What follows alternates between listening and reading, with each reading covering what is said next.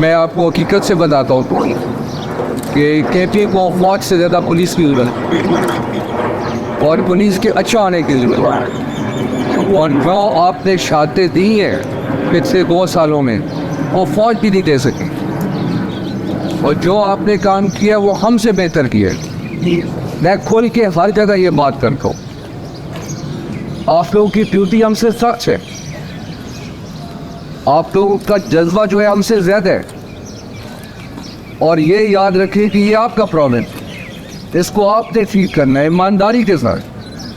अगर आप इस चीज़ को कर लेते हैं तो आप देखेंगे कि इधर प्रॉब्लम ख़त्म हो जाएगा।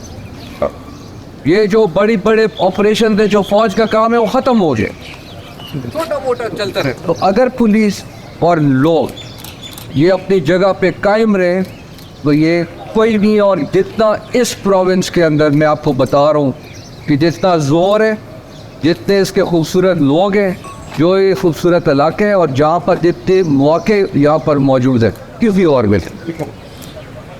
जितनी तवज्जो।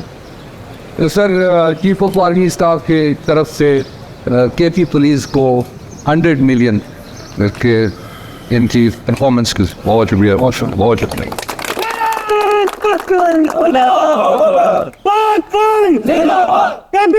जिंदाबाद!